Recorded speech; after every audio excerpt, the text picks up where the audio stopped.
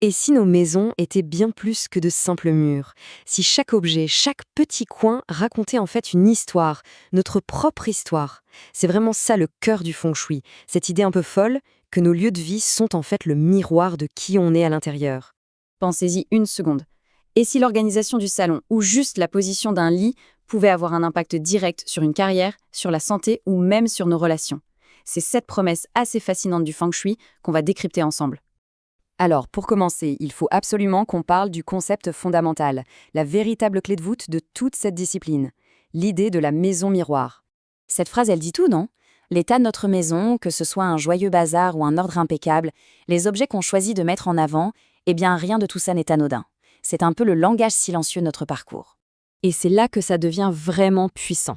Cette relation, elle marche dans les deux sens. Souvent, quand on travaille sur soi, on a une envie soudaine de tout changer à la maison. Mais l'inverse est tout aussi vrai. En modifiant son espace consciemment, on peut déclencher des changements très profonds en soi. Bon, d'accord, mais comment est-ce qu'un simple meuble déplacé peut avoir un tel impact? Pour le comprendre, il faut s'intéresser à une énergie invisible qu'on appelle le qi. On pourrait voir le feng shui comme une sorte d'acupuncture, mais pour la maison. Le qi, il est absolument partout. On peut l'imaginer comme un courant d'énergie, aussi invisible que le vent ou l'électricité, mais dont on sent les effets. Du coup, le but du feng shui est assez simple, faire en sorte que ce courant circule librement et positivement chez soi.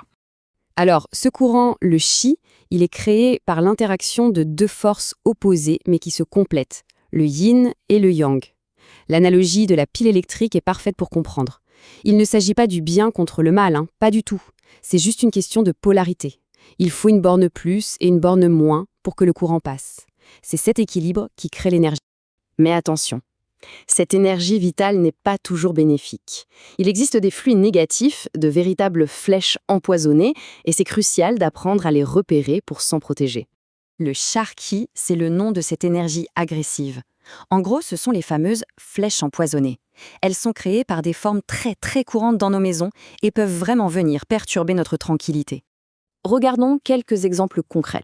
Le coin d'un meuble qui pointe directement sur le canapé où on aime se détendre, ou alors l'angle saillant du bâtiment d'en face qui vise pile une fenêtre. Ces deux situations, qui paraissent anodines, peuvent créer un flux de Sharqi constant qui nous épuise à petit feu. Heureusement, les solutions sont souvent d'une simplicité désarmante. On peut juste couvrir l'angle avec un joli tissu pour l'adoucir.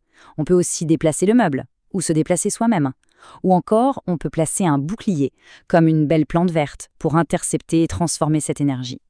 Maintenant qu'on sait comment repérer ces énergies, voyons comment quelques gestes tout simples peuvent vraiment entraîner de grands changements et ramener l'harmonie.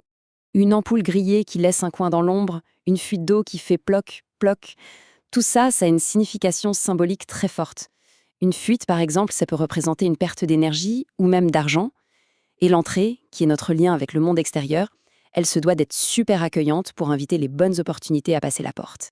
Il y a deux zones qui sont particulièrement importantes. L'entrée, on vient de le voir, c'est elle qui accueille les opportunités. Et la cuisine, elle, symbolise la prospérité, l'abondance. Une cuisine impeccable, bien organisée, où on prend soin de séparer les éléments opposés, comme le feu de la cuisinière et l'eau de l'évier, c'est vital pour nourrir cette abondance. Mais attention, tous ces changements matériels, même s'ils sont importants, ne sont qu'une partie du puzzle.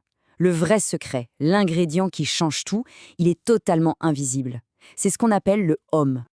Le home, qu'est-ce que c'est? Eh bien, c'est tout simplement l'intention. C'est la conscience qu'on met dans chaque geste. Changer une ampoule en mode pilote automatique, ça en pensant très fort. Je choisis de remettre de la lumière et de la clarté dans cette partie de ma vie. Vous voyez la différence? Au final, rien ne se passe sans notre participation active. Les changements qu'on fait à la maison, ce ne sont pas des formules magiques qui agissent toutes seules. Non, ils sont le support, le décor de notre propre transformation. C'est un dialogue permanent. Alors, la prochaine fois qu'on rentre chez soi, prenons juste un instant. Observons notre intérieur, mais avec un regard neuf. Cette ampoule qui clignote, ce désordre qui s'accumule toujours au même endroit, quel message est-ce que notre miroir est en train de nous envoyer? Si on écoute bien, la réponse pourrait vraiment nous surprendre.